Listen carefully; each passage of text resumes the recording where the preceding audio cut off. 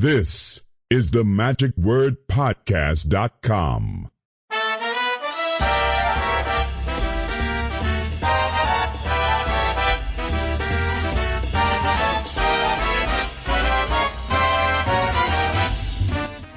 Hello, this is Scott Wells for the magicwordpodcast.com. Thanks for joining us again this week to enjoy another conversation with a conjurer. Last week we had Doc Eason, who is internationally known not only just as a bar magician, but a great lecturer who has toured the world with his lecture. Well, this week we go virtually across the pond over to London to visit with someone else who is internationally known as an actor. He is a star of both stage and screen, been not just on film, but on BBC. But you perhaps seen him here in the United States in Ghost Stories. There are many other films he's been a part of. I had recently watched him on the Netflix series Peaky Blinders, in which he played Churchill. Anyhow, we'll talk a little bit about that at the beginning of this. But beyond that, he is also the person who is, I wouldn't say behind, but a co-writer and producer of many of Derren Brown's shows. In fact, I believe they're working on their 8th collaboration together and won many awards for his work with Derren Brown as well as independently. There was an actor back in the early 1920s, 100 years ago, Lon Chaney, who was known as the man of 1,000 faces. And he was an internationally known actor at the time also. And I am entitling this podcast as Andy Nyman, the magician with many faces, because indeed he does. And as an actor, you have to be able to take on all these different roles. So you're not always necessarily going to be typecast as the same type of person.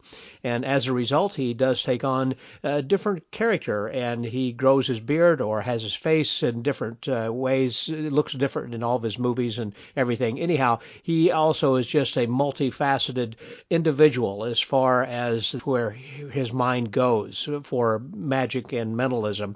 Man, there is just so many gems in this. There are not just a few nuggets here. You can find the gold easily, and I know you're going to enjoy it. So please welcome my guest this week, Mr. Andy Nyman, here on The Magic Word.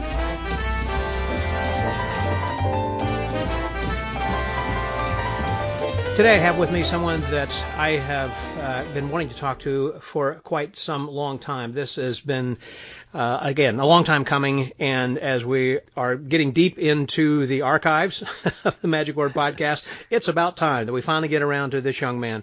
My guest today is Andy Nyman, and he is someone who should be well known to you. He is well known not only throughout the UK, but then I believe globally because of his IMDb attributes, the different things, the movies and things that he's been in.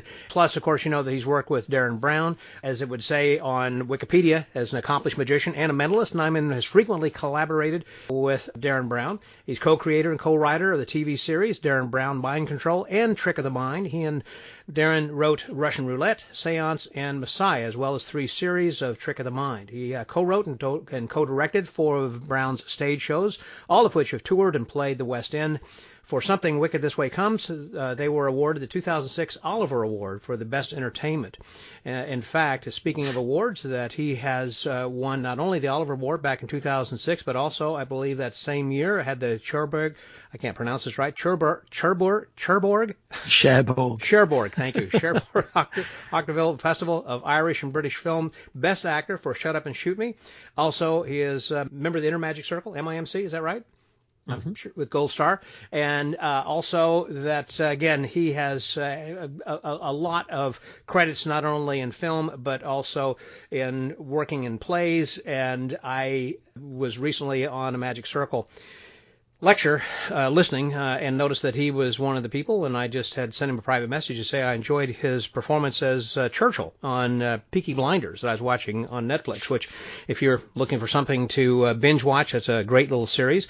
And he plays Winston Churchill, and it's like, oh, it's Andy Nyman. And so he said, well, good. I said, you did a great job. And he said, well, I like your podcast. And I said, well, can you be on? He said, let's do it. So here he is. Please welcome my friend, Mr. Andy Nyman. Hey, Andy. Oh, lovely to see you. Having only heard your voice, your lovely voice on the podcast for so many times. It's really nice to meet and have the honour of doing this. So thank you for asking. Well, I believe that the times that I have been in England that our paths haven't crossed because you were busy doing one thing or another, that I was touring over there, doing a lecture tour. When was that? 2015 maybe, or maybe 2012. It's been some time ago, and including the Circle. But then also at Blackpool. We were talking just a little bit beforehand about going to Blackpool, and I was there one year with Banachek, and we were selling his books and everything. Whenever we were rolling out the reprint of Psychological Subtleties #1, that we had that printed over there by Leopard Printing, and so then we did that. Anyhow, that was my first time at Blackpool. We were talking about, that's not really the playground that it used to be, and it's amazing, Blackpool, isn't it? I mean, if you look at photos of Blackpool right the way through from like the 1800s through to about the 1950s and 60s, I mean, it was unbelievably glamorous, Blackpool, and gets less glamorous as you get to the sort of 50s, 60s, but was a phenomenally exciting home of sort of light entertainment. And then it's sort of dwindled over the past 20 years, probably. Do you think it's just because they hadn't done anything to it? In other words, that I think they haven't invested model in it in the way that they might have done. I think that it's just the way a lot of other town centres and things in the UK have gone. It needs a bit of tender loving care and investment, and it needs to be brought back to its former glory. Because when you go to the Magic Convention in Blackpool, which is, I think, probably the biggest magic convention in the world, it is larger than FISM. 5,000 people or something there, and you go into that Winter Gardens theatre, it takes your breath away, and that Winter Gardens complex is just extraordinary. So I love Blackpool, and I loved it a lot when I was a kid. It kind of breaks my heart a bit now because it is, a shadow of its former self, but you kind of hope that it's all there. It just needs dusting off, polishing up, pouring some money into it, and people will flock back. Well, now that was what was called a holiday camp, so that people from the UK used to spend the summer there. I guess not unlike what the Poconos used to be in the US. Yeah, I mean, the big difference is you were guaranteed sunshine. That's the one thing, sadly, in the UK. Well, it is England. In what is known as breezy Blackpool, the one thing you are guaranteed is chilly wind, even if it's sort of beautifully sunny. But they have a lot of places there for plays and shows and live entertainment. And there was, as I recall, something kind of like a tower, not like an Eiffel Tower, but what was that? Yeah, it is the Blackpool Tower. It's really famous, and it's extraordinary, the Blackpool Tower. It's got a working circus in there that's brilliant, and the second half of the circus, they flood the ring, and there's a sort of pirate ship spectacular show that takes place in it, and they used to have elephants in there, and I mean, really, it's a feat of engineering. There's a waxworks museum in there. It is a sort of I don't really know the history of the thing, but it's a copy of the Eiffel Tower, and it's absolutely, it's really, that's the thing, as you're driving to Blackpool as a kid, it would always be, my dad would always say, right, shout who sees the tower first. And as you're driving up the road, any pylon you pass, is that it, Dad? Not yet, and then you'd suddenly see, that's it. And there's no excitement like it, knowing, God, we're here. And I still feel that when I go to Blackpool for the convention. I can't wait to go again. I was there 2 years ago, and me and my son always go, or have done over the past sort of decade, really, and just love it. Is he a magician also, or like magic, or just kind of follows suit? He's an actor and does magic, and is now creating magic, and he's really good and really creative, and has got a couple of things coming out with Penguin, but has sort of inherited from me my love of a good gimmick and my love of old school stuff. He's, like me, not really interested in cardistry or the latest, coolest thing. He would much rather be grabbing, my Carol Fox books, looking through those, looking through Supreme stuff, looking through Louis Ganson stuff, finding crazy, brilliant old ideas and trying to sort of reinvent them or come up with his own versions of that. And I think that's a really interesting part of magic that gets neglected. It's seen as something that is for the hobbyist, sort of the toy, the gimmick, the sort of, I don't mean card gimmicks, the magical props, the strange looking items. Right. And I think it's a terrible, terrible mistake on the part of younger modern magicians, because there is such power in those odd objects, in those strange, in the world of the internet where you can get and find anything. Where did that weird little box the coin slides into come from? Right. You know what I mean? I think there's a real mystery and a wonder that goes with those things. So I love all that, as does my son Preston. Well, that's true. There are a lot of really great secrets and mysteries that are in the old books, and I don't believe people certainly read like they used to, or if they do, it's just a book that has 2 or 3 tricks in it.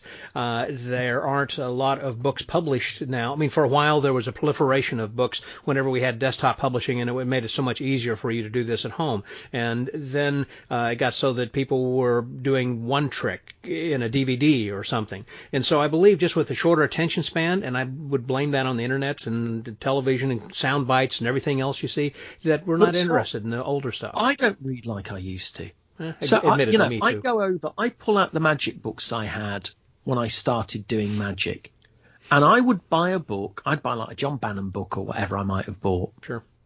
I'd read and work on every trick, find the ones I liked, write in the index. Brilliant. Love this one.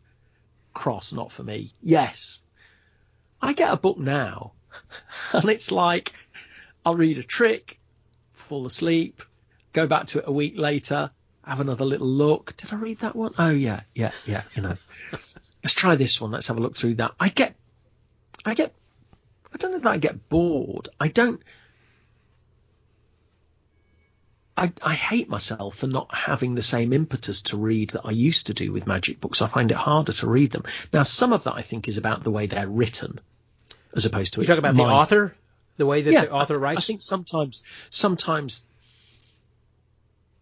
I get frustrated with po-faced art, in inverted commas, within our art. Mm-hmm. You know, I love tricks. I love a good trick. And I love the good. Now, don't get me wrong, you know, I like going into detail. You know, my writing has always been, I like to try and cover every single aspect and every detail of the plot, the script that I'd give you to do with it, and the reasoning behind everything, why I think this makes the moment better, why that would make the magic stronger in the end. But I think sometimes magic can be written in such a pompous, flowery way. True. Drives me a bit mad. Well, some people are just not, they may be creative, but they're not good writers. I love David Riegel. I love Stephen Mensch, Max Maven. Yeah. There are 3 top writers right there. Jim Steinmeier I love just the poetry of their writing and the explanation of their tricks. It's like I can go back and reread that then again. It's excellent. Yeah. Absolutely. In trying to pick up some of these old books, your son's got the right idea. You've trained him right to go back and actually look at these gems. And I've got 1,000 books in my library back over here then too that I will go back to. And I'm kind of getting to that point in my life. Well, do I really need them anymore? And so I'm thinking about starting to trim down some of my collection and then saying, okay, dividing them into a red, green, and yellow. Like, you know, some just like, okay, I don't need that anymore. Some I might need, but then green, I really want to keep that one, you know. I think that's a really good thing to do, though. I did that not long ago. And every now and then I do it, and I either sell some off or I'll give them away, or, you know, and it's quite useful because you really find and remember, oh, I love that book. Mm-hmm. I almost gave one away the other day. And there's not one iota of material in it I'm ever going to do, ever. But there's just something about when I got the book that I think, oh, no, I want to keep that. I want to keep it. Sentimentally, I have to keep that one. I'll give something else. But I think it's useful to do that. Another thing that I think is really brilliant about books versus downloads, and don't get me wrong, I love a download. I do. I love the thing of it. But I don't believe what you have. So when I think about the tricks that I do, I don't mean the ones that I've invented. I mean tricks that I learned from books over the years that might be the go-to tricks that I would choose to do if I'm with magicians or what have you. I feel that I have earned that material because I've read and worked on 5,000 tricks, for argument's sake, of which I've only kept 12. Yeah. So I feel I've put the work in to find those self-workers, or the ones that under any condition I think, oh, that is going to absolutely kill them. That's going to destroy them now. I'm going to set up for that and do it in 20 minutes or whatever. I love that. Whereas you don't get that feeling of ownership if all you're doing is downloading and watching someone else do it. To me, it goes beyond. There's an ease to that. Mm-hmm. Where there isn't an ease, it's the opposite with a book. Which it should be. It should be. Yeah. It's a constant level of commitment that you have to give to it. That's an excellent point. A constant level of commitment that you have to give to that. You have to stay focused on what it is that they're talking about. I, as an example, like when the Harry Potter books had come out, they were excellent. But when the movie came out, suddenly that your visual, your idea of what Harry Potter looks like is now this actor. And so it's no longer who you may have visualized. Likewise, that whenever you're reading a book that you may think, okay, well, it's a certain way. But then when you watch a DVD, it's like, oh, well, I guess I had my hands the other way. It should have been the other way around or whatever. But the point is that when you're reading through that, and if you're not understanding that correctly, you may be inventing your own new idea or new way of doing something. Exactly. Yeah. And often, I had a thing recently where I've got another trick that's coming out later in the year, maybe. And it's based on a thing that was one of the very first tricks I ever bought when I was a kid that I knew. And again, I bought it from the magic shop in Leicester, which was where I grew up. And it was one of those classic things where they have just put this thing out. It's nicked. There's no credit to whose it was. It's just one of the tricks that they happen to sell. And I don't say that with a nasty, cynical edge. It's just that's kind of the way of the world of those things. I'm sure you're going to, and this was the Magic Spots ESP matchup or whatever it was called. Okay. So it turns out, as I'm looking into it and researching it, because all these years I've known that, and I've thought, I wonder what that move actually is. And I try and find it, and I can't find it. So, of course, I do the Oracle, which is I email Max Maven, or speak to Max. Of course. God bless him, I've known for years, and I'm honoured to count as a friend. So I say, Max, do you know what this thing is? Well, of course. Not only does he know what it is, he gives me a million references that are right. just extraordinary. He's encyclopedic. It's amazing. Right. And it's a Paul Curry thing that I didn't realise this move was. Brilliant Paul Curry thing. So I buy the Paul Curry book because I feel, well, this is a Paul Curry move. The move is in the book. I should buy this new Paul Curry book because I don't own one. And just because I feel I owe it to his estate to do that if I'm going to be putting something out that credits him. That's a good thing to do.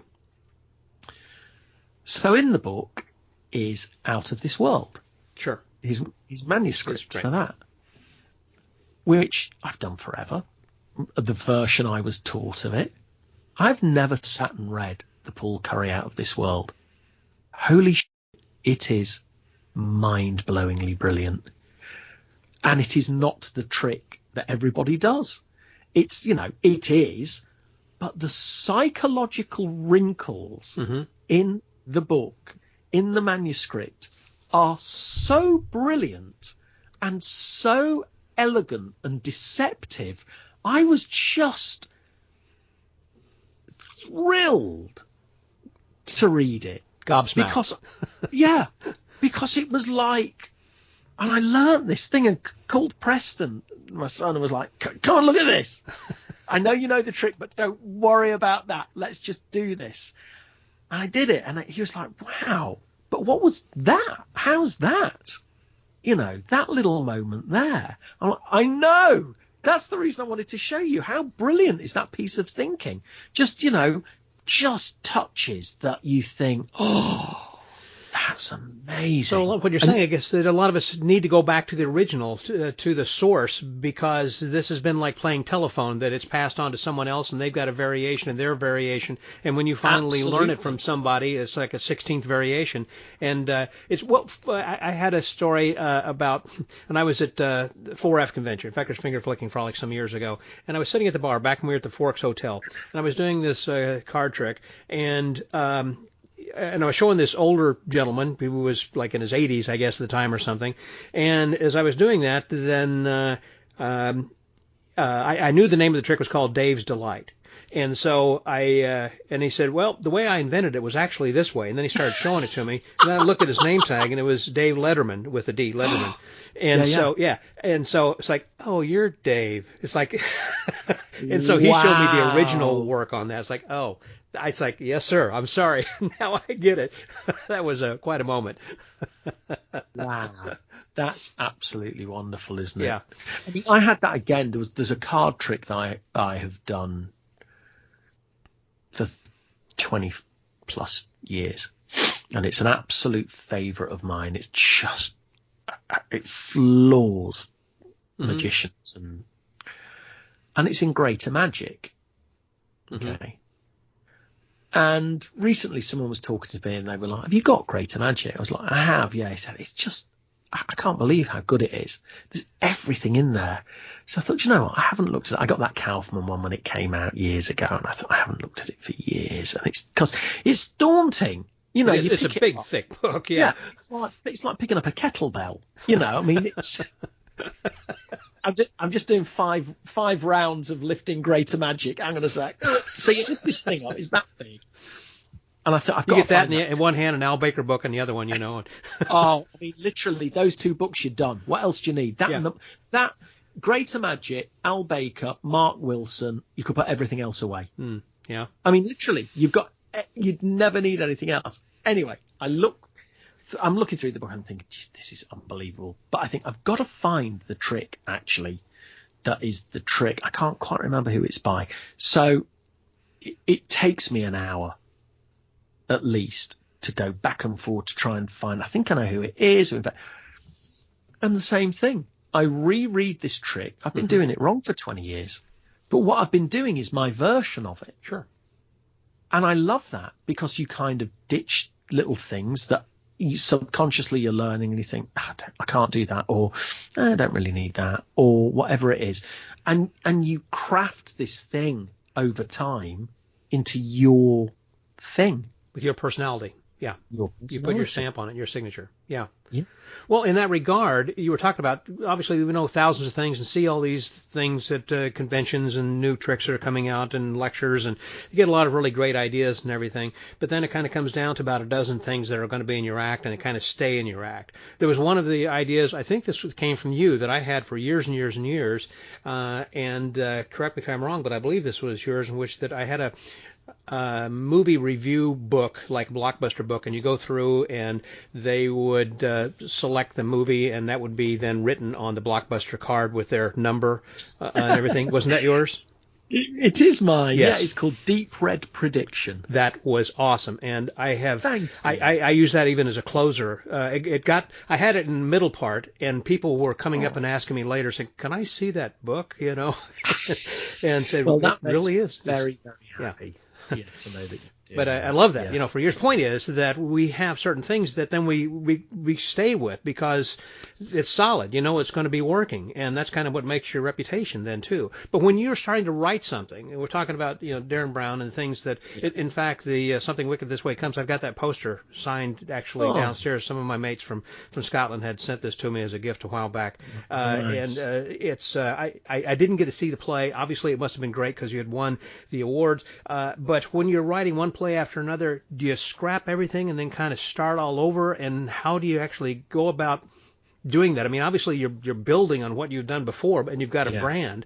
So how do you? Oh, it's like every other creative product, which is it's like pulling teeth. It's unbelievably hard to do, challenging, daunting, frightening. You're riddled with imposter syndrome. Doesn't matter how many awards you've won or how many other shows you've created. Imposter syndrome. What do you mean? Oh God, it's the most brilliant expression. It's the psychological state you find yourself in where you think, I'm not good enough to do this. I can't do this. I'm an imposter. They're going to find me out. They're going to find out this time when I get onto set to play this role. They're going to realise he can't act. He's terrible. Or when you go into the show to write or direct the show, you know, everyone's going to be looking around going, oh my God, I thought he was supposed to be good. He's won an award. He can't do it. He's a total imposter. So it's a psychological state called imposter syndrome. I see. That most people have at given points. You just don't know the name. Not you don't, but many people don't know the name for it. And that's what it's called. You feel like an imposter when you're going to start your lecture. And, you know, it's one thing to go, okay, well, I'm doing my lecture to the Idaho rabbits, and there are 12 of them here on this wet, crappy Wednesday night, and I'm not going to sell any lecture notes, I can tell that already, but here we go. And you're fine. But the minute you do the same lecture at 4Fs or FISM or Blackpool, and there's 3,000 people there, and you get up and you think, I'm going to die on my arse, this material's terrible. Gotcha. They're going to start walking out because they've seen it before and they know it's not very good. What are you doing here? Internal monologue. Yeah. Because you feel like an imposter. So it's the same no matter, you know, the second you start creating, that's what I tend to feel like. But you just have to work through that. And then the process is myself and Derren, or for the past few shows, myself, Derren, and Andrew O'Connor, who is the other co-writer and co-director, who's brilliant.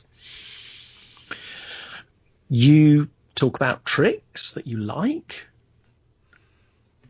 Or wouldn't it be great to do this? Wouldn't it be amazing to do faith healing without faith? Is it possible to do that? Okay. Is it possible to do faith healing without Jesus being mentioned? Okay. To get an audience to a state that evangelical ministers get them to, where you could get someone walking who can't walk, cure ailments, and do it legitimately. How the hell? Oh my God, how are we going to do that? Right. Is the start of the conversation. And then you sit staring at each other, bleeding from the eyes and ears, trying to find ways to do it, knowing that 9 weeks from now, you're in front of 3,000 people. So you better come up with something. And then once that you actually try that, like on opening night, and you start to get some bad reviews or coming in, you're thinking, we need to kind of tweak this a little bit, or do you think, nope, this is a winner. They just haven't had a chance to understand. No, you have to be brutally honest, and you have to look at it. So that's a great example of it. I mean, that was the last but one stage show we did here. I think it was called Miracle, and that was it. That was the second half, basically, was faith healing without faith. And Derren is the most unbelievable performer because he goes out there with, that's a great example of, it's not like you've got tried and tested material. You go out there with the script that we've written, in the hope that what you're going to do is going to work. It's going to work and have the linguistic effect that you want it to have. Right. And then you just hope. And if it doesn't, you start thinking, okay, how can we fix that? You only got 2 people up. Oh my God. Okay, so how can we help that? How can we get a dozen people standing instead of 2? Because one of those people was clearly crazy and you couldn't get them on stage. Right. You know, they'd have stood no matter what. So how do we do that linguistically? What can we do? How can we make this work? What can you do? And you start shaping it. And that's what the previews are about. Okay. You know, you have a week of previews before you go to your, but again, Derren's previews are not to 12 people, it's to 1,000 people a night. You know, it's the sort of show most people dream of doing. Were you involved with Secrets? Yeah, I co-wrote and co-directed it. Okay, because were you over here then in New York? Because I was there for one of the previews. I was there for a few of the previews when it was off Broadway. Okay, well, I was at the recent one, not off Broadway. When it was on Broadway. Yes. So I wasn't there for the previews of that. I was doing a show in the West End here. Oh, okay. But I got there for like the final week of it. Okay. But he was brilliant. I mean, yeah, just one man who was standing there and completely had everybody in the palm of his hand from the moment he sat on the chair, just and talked for like 5 or 10 minutes about his life. It's like, wow, I love this man. I mean, he's an amazing performer. He is, yeah. Yeah. But the thing there, and it's something I think a lot about with magic, you know, we're working on our 8th, I think, stage show at the moment, of which I've co-written and co-directed 7. And I was adamant. Obviously, like, I spend half of my life in the theatre, either being in plays or musicals or seeing them, and as a family, we're obsessed with it. And it was really, really important that when you went to see when we first started doing these stage shows with Derren and I, it was really important that you weren't going to see a magician doing tricks. Right. You had to go as an audience for a piece of theatre. Mm-hmm. We wanted to take an audience on a journey, so you'd come out feeling you'd seen a show as opposed to a series of tricks, that you would laugh, that maybe there were moments where we could aspire to move you emotionally, that maybe there were moments where you'd see things visually that felt, whoa, that's fantastic. You know, right. All of the emotions that you should feel when you go and see a great play or a great musical, or, you know, because magic is a really amazing art form. It is emotional. It is emotional, and it's so often not done justice when you see it. And I think one of the reasons is magicians don't tend to rely on an outside eye. So you'll work on a trick and then you just go out and start doing it. Or if you're putting a show together, you'll put your show together and hope it's okay, and out you go and start doing it. Right. You know, finding somebody who has a critical eye, who is part of your team, who you can trust, who isn't in competition with you, who can look at it and go, you know what? I think that you need to throw that joke away. It's not, you shouldn't say that anymore. Or that trick's not strong enough. Let's find it. I like that bit of it, but this just doesn't work. Or that should be your closer. Or what about if you opened with this? You do that thing. Can we not? Let's just try that. Do you know what I mean? And that's how you find and shape, as opposed to just going out and doing it on your own. Right. Too few people, number one, want to have someone give you that kind of critical input, because that you have made this baby and you hate to have people say it's ugly. Second of all, that most magicians think we can do it all, which includes directing, producing, scripting, and too few people actually do script, and rehearsing, and marketing, building your website, everything else that you're doing. They tend to do it all, as opposed to putting this out to people who are professionals who could do something. You need to bring in somebody who can have that outside objective viewpoint. And I think, in fairness, Scott, some of that comes from, if you're doing it semi-pro, then it's like, well, it doesn't really matter that much because I've got my proper job and I'm doing this as a hobby and it's fine. I don't really want to invest. But it reflects on the rest of us. I know. But if you're doing it as a pro as well, it's hard to make a living. Right. And you come to a point where you think, well, great, but I don't really want to spend $500 on getting someone to have a look at this when I've got that bill coming up and we've got the mortgage and it's a hell of an investment. What am I going to get in return? Right. What if I get Scott Wells to come and look at my act, and I've paid him that chunk of money, and he tells me nothing that's useful? I've just thrown that money away. So I get the reticence to do it. Mm-hmm. So that's not about don't hire Scott Wells. No, I'm just saying in general, that's the point, isn't it? And again, that runs right into my imposter syndrome again, because I do get asked by people, could I work with them for a day or so, or how much would it cost? Yeah. And you have a good track record. I mean, I do, but nevertheless, that doesn't mean every time I do it, I start that day thinking, the hell am I going to say to them? How am I going to help them? I haven't got a clue. Mm-hmm. And there's a brilliant thing I learned actually from my writing partner, is my oldest friend, a guy called Jeremy Dyson. So he's not with Derren stuff. He and I wrote a play called Ghost Stories that was on in the West End and has now been on all over the world. And we made a movie of it. I saw the movie. That was great. Did you? I did. Oh, yes. Okay. I love horror movies and things like that. And if we get a chance to kind of get around to that, I would like to talk a little bit about horror films. Oh, try and stop me. So Jeremy and I wrote that and directed that. And Jeremy is a writer and a director, obviously, but a writer by profession, and has done that for 30 plus years, and is, much admired, rightly so. And one of the things he says a lot, and I've really learned from him, is you have to trust the process. Good advice. Trust the process. And it's really, really interesting. And it's really amazing that, going back to that thing where someone employs me and I sort of think, I don't know if I'm going to be able to deliver. I've yet to have a day really where I've come away and thought, well, I haven't made, I always come away and think I have actually done a good job, and I thought I made that better for them. And my process on those days is always the same. I just ask them questions about them, and we start talking and look at their act, and it finds itself.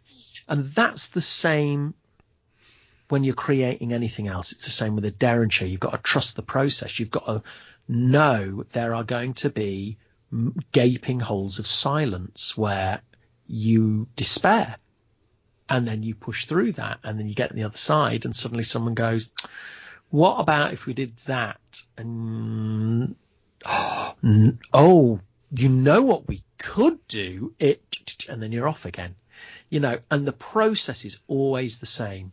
And it's the same thing if you want to create magic tricks. You don't have to create it on a Wednesday afternoon and be out there doing it on a Friday. You can write the idea down and think, I want to hold up an empty Scotch glass and have it fill up with single malt. And I drink it and it's empty, and then it fills up again. How am I going to do that? And you just write that idea down. Right. In a book. Don't put it on your computer.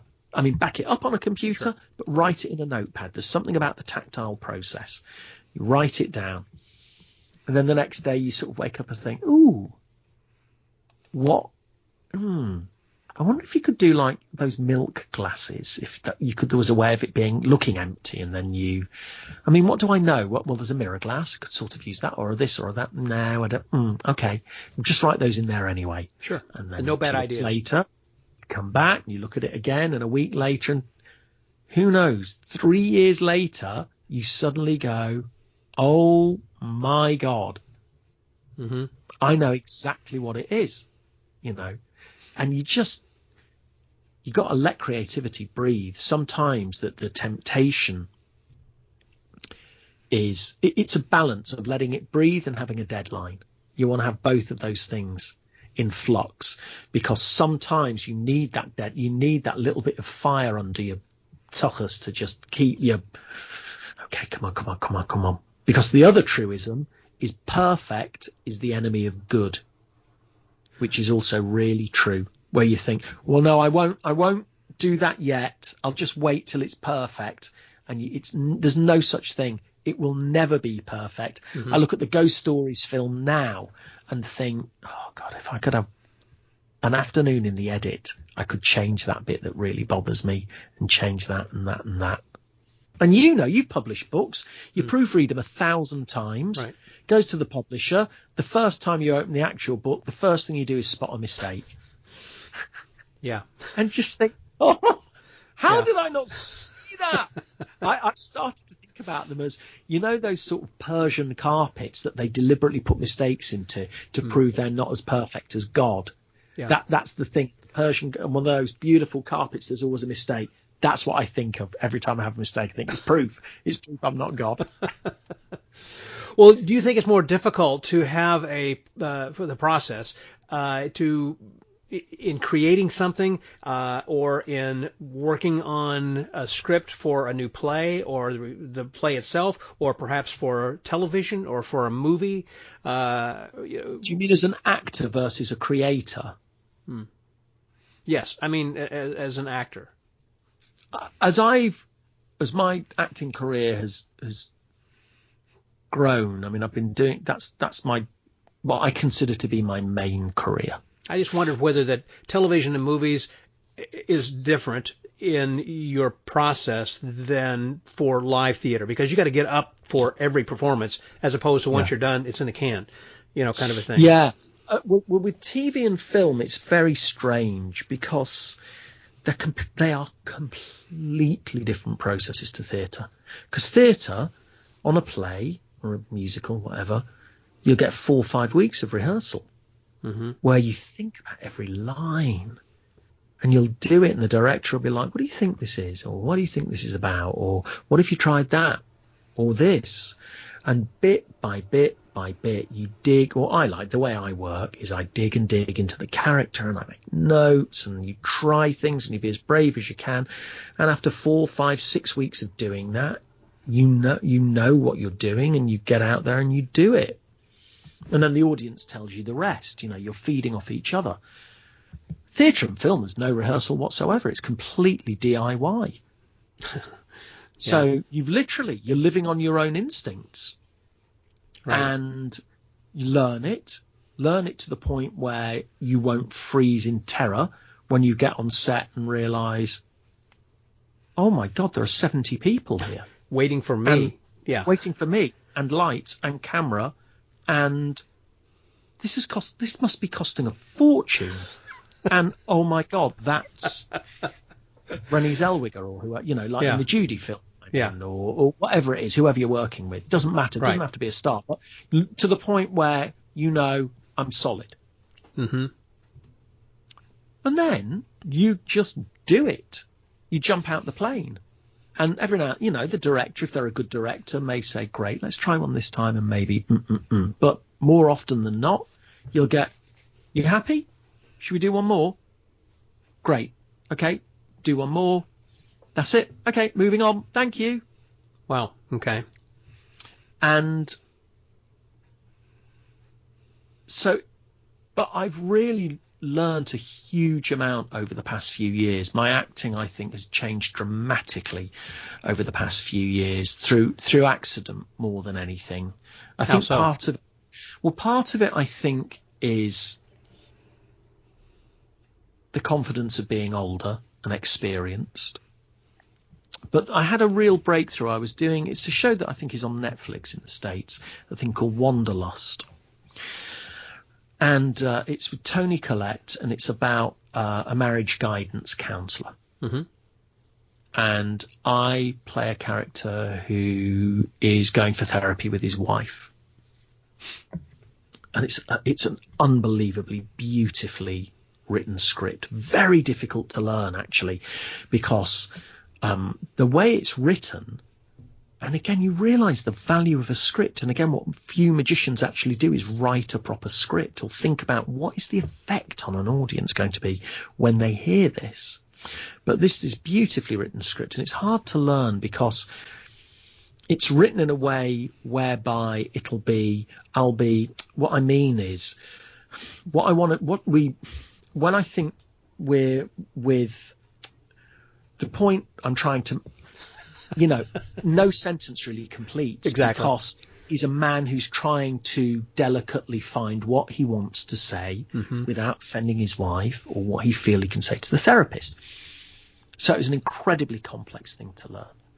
Big speeches. Because there's a lot of stuff going on in that person's mind, and you have to get in the mind of that person to think, okay, I'm not going to finish that sentence because, yeah, I understand what you're saying. Well, that's exactly it. So what I always do is I actually write for myself what the rest of that sentence is that I'm not going to say. Oh, And then I write why I'm not going to say it. And there can be 30 reasons. That's your internal script. Yeah, exactly. So that's my pages look, like scrawly. I love that. Well, when you're working like as the creative director then for Derren Brown, do you stop him? And when you're like practicing, you're rehearsing? Huge amounts. And that's why Derren's so amazing. I don't mean because of me, but Derren is so amazing because he treats it like an actor giving a performance, and he wants notes. So the notes I will give Derren after a performance they'll be twofold. The first thing is you've got your technical stuff, which will be, I think if you move, then we're going to see the sneaky bit you're doing. Mm-hmm. Whereas if you stand your ground a moment and let them move first, try that. I think that really will help that, or whatever. Sure. So you'll have the nuts and bolts direction. But then the main direction is script-led. Is that moment's not landing, or God, that's brilliant, the way you deliver that, whatever you're thinking there, think that, or I think that this needs to feel a little bit more like this. Mm-hmm. So maybe it's about that, and just let it breathe a little bit. Why are you saying it like that? What's that about? Okay, let's try it like that, and let's try it like that. So it's like any other actor and director. But you're also involved with the script writing at that as well. So we write it together as well. And the way it tends to work is that Derren will write the main body of the script. Okay. So we'll work on a routine, me, Derren, and Andrew. Derren will go away and formulate a script, or often we'll do it in the room. We'll kind of improvise it. So it's sort of this. Sometimes I'll get up and sort of do, is it like this? Blah, blah, blah, blah, blah, blah, blah. Or Derren will go, oh, yeah, but not that. It's the, and then Derren will go away and write in Derren's voice and come back and do it for me and Andrew. And then, what do you think? And it's like, I loved that. I loved the first half. I got really confused in the second half. Or I hated the first half, but God, the second half. Well, that bit in the middle, that's what the routine is. It's right. about that sentence there. Let's just try throwing everything else away. No, I love that bit. Just hang on a minute. Let's do this. Let's do that. Right. And you start finding what it is. And the only way you can really get to what it really is to not be precious about it. So you have to be prepared to throw the stuff away, to trust the process, because it might be after the first preview, you go, you know what? You remember that thing you wrote? I think we should try it. It may really work. You were right, or whatever it is. I love that. Again, going back to trust the process, because it has to all come back to that, basically. Well, that's the other thing I've really learned. No work is wasted. Yeah, exactly. It really isn't. Every little bit you create, every little trick you try and invent that goes nowhere, that feels like what a waste of 6 months and 200 quid that was. It's not. You don't know when that's going to pay off. And that's another thing with magic, Scott, that kills me, is that when you hear people, oh, I'm the mentalist guy, or I do kids parties, that's all I do, or I'm the this guy, I don't like, it's so naive. To me, you just want to soak it all up. Mm-hmm. That's why Greater Magic, Al Baker, whatever else we mentioned earlier, Mark Wilson, that's why they're such brilliant books. But you look at a guy like Al Baker, brilliant kids magician, brilliant parlor magician, the most fooling mentalism, right? Brilliant card magician. It's all the same stuff. All like Martin Gardner. There'd be another one I want to throw in there. 100%. Yeah. It's all the same thinking. And I cannot tell you how many times, because I probably did 1,000 kids parties. Mm-hmm.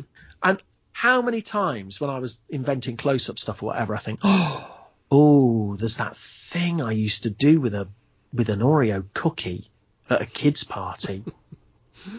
Yeah. God, if that was a coin, could you do? Nothing is wasted, and we shouldn't be snobby about any of it. You just want to look at it all and soak it up and love. That's why we do it. That's true. And there are, as Eugene Berger had said, so many rooms in the House of Magic over there. Scott, there are so many rooms in the house. God, I miss it. Boy, I do too. That's true. I had so many laughs with him. A funny story. I was sitting with him and Larry Haas one time for breakfast, and I was recording an episode of the podcast that was going to be The Grinch Who Stole Christmas. And so I had a bunch of different people who had played the voices of the people from Whoville and everything, and I wanted his voice to be the voice of the Grinch. And he had never heard of The Grinch Who Stole Christmas. He didn't know the story. He said, "Who is this Grinch? I don't understand." And Larry and his wife were just laughing. He said, "You got to be kidding me." So I had the part for him of what I wanted him to say, and that I would edit in with everything else, because he had just the perfect voice, for the Grinch. That was the original was voiced by Boris Karloff way back when, who had a great voice. And I think that Eugene would be the perfect person for it. And it worked out great, but it was just so funny. Just that I've never heard of this Grinch character. Classic. Yeah. Oh, but what a guy. But the point I was going to get back to was how that you had gotten more into mentalism, and I think that we all kind of go through different phases that we like illusions or doves or rabbits or stage or close-up or coins or cards, and then you go to mentalism or escapes or again, so many different rooms. And so your journey kind of had a lot of background to it as well, and we call on all these things, I think, at different times in our lives as we get older, that we can then put them into, say, well, what if I use this move that is a good sleight that will work, a coin move that would work actually for a billet switch or something. Totally. Yeah. Yeah. So in your case, did you kind of do the same thing? And ultimately kind of stopped at mentalism, or is that something that? Oh no, I love it all. I absolutely love it. My bookshelves are full of all sorts of stuff. Mentalism for me, it seems impossible for, not for you or magicians of my age, but there was a time when mentalism was not fashionable. I've got stories about that too. Sure, exactly. It's incredible. Yeah. That, post Derren, really, Derren has birthed this in the way that Blaine sort of rebirthed close-up / street magic and gave it a whole new feel. Derren is 22 years into his career or whatever he is. Well, mentalism has been unbelievably fashionable for that amount of time. That was not the case. Mentalism was the stuffy, long ignored, bit of a joke, I know what you're thinking style. Now, you had Kreskin, but we didn't have anyone, really. Well, that's true. We didn't have very many. Well, you had a few people then who were over there and doing that. Of course, that David Berglas was. And absolutely, but he would never call himself a mentalist. No, but there was, I'm trying to think of the other guy who did the book test. Well, you've got Graham Jolly. Graham Jolly, but there was an older guy than that even. And it wasn't David Nixon, but there was another fellow that used to do things, I want to say maybe in the 1950s or 60s. And he was, yes. I'm going to name. That's unbelievable. Yeah, well, obviously Chan Canasta, but there was... I think it may have been Chan Canasta I was thinking of. It was Canasta, was it? Yes. You were thinking of? Yes. Oh, Canasta's unbelievable. But no, there's the famous British one who people always slightly compared me to because he was a stocky Jewish guy with curly hair. What the hell was his name? Oh, that's terrible.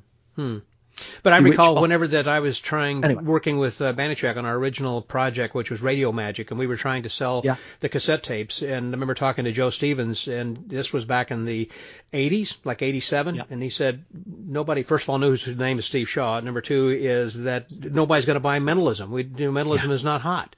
Obviously things changed. It took a long time. We found someone else who did believe in it, and it kind of blossomed from there. But what I loved was when I sort of discovered it. One of the things I loved was as an actor, it was a very pure performance thing, and as magic, I knew very early on when I started doing it.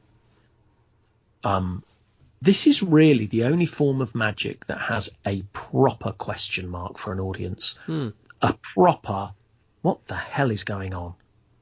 because they know the woman's not sawn in half. Doesn't matter how brilliant it is, and I love all that stuff, but they know, oh, well, I don't know what's happening, but that is one hell of a puzzle. Yes. There is a complicit game they are playing. But there are some people who actually do believe in magic. I mean, you've had people come to you saying, isn't most of magic really just tricks and everything, implying that there must be 5 or 10% that must be real. So some people believe some part of this must be magic. Look, you're going to get... Well, with mentalism, I would say that the bell curve is much greater. Well, that's true. I think That's true. A good 70% of people believe it. But with regular magic, I mean, there are people who have fundamental Christian beliefs or other religious beliefs that believe it's evil, that believe the devil is involved, blah, blah, blah. Right. But the vast majority of people who don't hold strong beliefs, they know that what they're seeing, they might not articulate it, but they know what they're seeing is conjuring, and it's a great mysterious art that has amazing moments of wonder and shock and awe, but they don't genuinely think, wow, that coin has this person knows how to dematerialize solid matter and make it reappear elsewhere. Like in Houdini, when they thought that he dematerialized from that trunk, from the metamorphosis. Yeah. But people don't really think that. Sane people don't think that. Right. Really. Mm-hmm. Whereas with mentalism, they absolutely cannot. There's a very interesting game that happens psychologically, I believe, with mentalism, which is either you saw what I just wrote down, which I don't know how you could have done that. Oh my God, how could he have read my thoughts? Right. They either go, well, the only conclusion must be that, but that's boring, so we'll kill that. So what else could it be? It's an amazing thing that happens with mentalism. So I very, very much loved that sense that it had with it, because as an actor, it meant the world was your oyster. And also as, a married man with 2 young children who, when he was out of work as an actor, was making a living doing kids' parties or close-up or whatever, nobody, and I mean, Scott, nobody was doing mentalism. So it meant I came up with a sort of cool act. And it meant I could charge 3 times what I was charging for close-up. And unique. Instead of 2 hours of close-up, I had to do half an hour of mentalism for 3 times the amount of money. So I thought, I'll do this. Sure. So I very quickly, in that world, became much in demand and became, sort of I don't mean this arrogantly. It's hard not to sound like that. I truly don't. But I think I've done it long enough that I see that I think I was certainly at the forefront of the shift of what mentalism has become. I in terms of modernizing mentalism and taking the stuff that I liked and giving it a spin, be that from Killer Elite and then into Derren's work and right. giving a new breath of life that feels like it's at a point now where someone else needs to come along and shift it. Not Again. Because it's dead, because it isn't, right. but who wants to see a copy of Derren? Nobody. So you want to feel what's going to be next, right, in it. Well, why? Because you were doing this before Derren, I assume. Yeah. And so why isn't it you instead of Derren? Or did you really want to take the back seat? They wanted me to do it. So I was offered I got a phone call out the blue saying, we want to offer you a 1-hour special on Channel 4 called Mind Control. And so I said, no, I'm not interested. I'm an actor. It won't make me happy. That's all I care about. So this was Andrew O'Connor and Michael Vine. And they said, well, let's take you for lunch and talk about it. So I was great. Okay. So we went for lunch. And bear in mind, I was in my early 30s. I was married, mortgage, 2 young kids, out of work actor, waiting to hear from bits and bobs I was going up for. Right. And they offered me what they thought would be a 5-year deal to have a primetime TV show, and figured it would be more money. They showed me what they thought I'd probably earn, and it was more money than I had ever earned in my life at that point. Mm-hmm. But I just said, I don't know. It won't make me happy. That's all I care about. Scott, that is genuinely all I care about. Life's too short. I don't, I'm blessed to have things that I love aside from my family, things that I'm passionate about, acting more than anything else, aside from family, obviously, acting, writing, magic, directing, but acting is my number one. And I was just, no. But I did say, whoever you find, I'll write with them and direct them because you like my ideas. Well, that was the thing. I look back and I think, thank God I said that. Mm-hmm. But the truth is, and so they found Derren and brought him to you. Yeah. Well, yeah. They said, do you want to work together? And I'd seen Derren, and I would never have had the career Derren's had because I'm not that person. Derren's one in a lifetime. Mm-hmm. He's the real deal. But was he a mentalist before the television had found him? Oh God, yeah. He was doing the most amazing card magic and absolutely revolutionary mentalism. Before anything, I'd seen him at this Macmillan's convention. Yeah, their weekend. Yeah, mm-hmm. And I'd seen his act. He was in the competition, and I'm knowledgeable. I know a lot about close-up, and I know a lot about mentalism. And I sat and watched this guy doing this, and I felt sick. I just thought, I don't know what's going on. Wow. Either these guys are stooges, or I am, forgive me for swearing, mm-hmm. because this is not. And also, this guy is freaking me out. Yeah, he's doing stuff I cannot work out. I think he's hypnotized this guy. His thinking was absolutely revolutionary. He got someone in the audience to take a coin out of their pocket, not stooged, right? Grab a coin, look at it, and he told them the year. Holy moly. He didn't fish, just did it.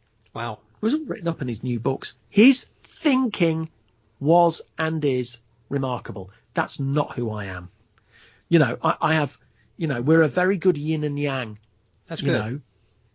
We work really well together in terms of he goes off on flights of fancy, I'll pull him back. I'll be too grounded, he'll pull me up. We have, sure. It really works and that's always has. It's a good relationship. Done. It's wonderful. But, after I'd have done one special for Channel 4 and then been like, okay, do you think I can be in Channel 4 films now as an actor? I'd have just jumped ship. I wouldn't have been interested. Derren has grown into this giant of a performer, writes these wonderful books that change people's lives. Mm-hmm. He's amazing. And thank God my career has flourished, as an actor and a writer and a director in its own form. So we have this great relationship, but I just never, it's never interested me to do it as a career, as a hobby that feeds my life emotionally and artistically and financially. Magic has changed my life. And I'm so grateful to it for that. Well, that's a good place to end. And for me to ask my last question, of course, of what your magic word is. What is your philosophy of life? I mean, this has obviously changed your life. So what is it that is your magic word? What's your philosophy? What's your phrase? What is it that you live by?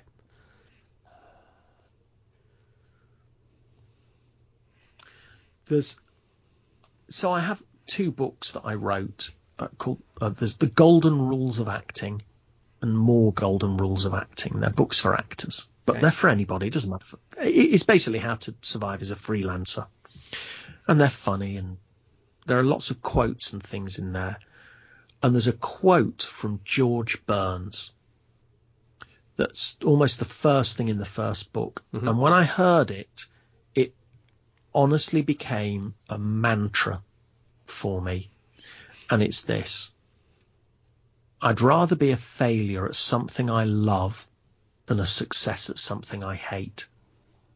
And that has honestly been how I've tried to live my life, by just pursuing what I love, knowing that I'll do other things to make us survive if I need to. Sure. But the pursuit of love, the things that you love, what that puts into the world, what that is as an example to my children and my family, that's all I ever try to do. Pursue what you love. Pursue what you love. Yeah. And that's it. Wow, and you've lived by that. I mean, it's interesting that you have that perspective and the foresight, I guess, to say this is my direction and I'm going to put on some blinders. Yes, these other things, kind of these little frilly things look attractive. However, that my focus must be this because my goal is this, which is why that I constantly tell people to set those goals. Otherwise, any direction is fine, but you need to know where you're going, and then if it's something's not contributing towards that, then leave that out. Keep focused. Yeah. So, pursue what you love. Yeah. I love that. Andy, this has been just absolutely wonderful. Thank you so very much for your time. Scott. My pleasure, and thank you for asking me. It's lovely to do it. Great conversation. So, from is it Leicester? Are you in Leicester or are you in London? Well, I'm in London. No, I've lived in London for since 1980. Where are we? 1984. Yeah. My God. Yeah, I've lived here a long time. But I'm from Leicester originally. It's so from London, England. Then thanks again. That was Andy Nyman. This is Scotty out.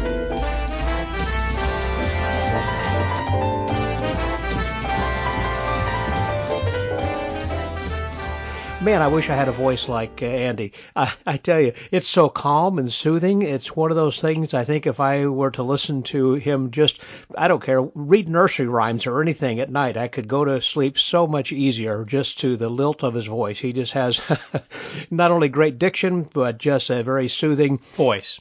Thank you, Andy, again for being a guest. This week has been really wonderful, and some of the nuggets that you dropped on here were just wonderful. I mean, talking about the imposter principle, that was interesting. Another thing, a little nugget I thought was to trust the process. That was very valuable. I really loved hearing about that. And also something you kind of mentioned along the way, that perfect is the enemy of good. That is something to ponder, something for us to think about. Well, again, you gave us a lot to think about and to learn, and appreciate you sharing your wisdom with us here this week on the podcast.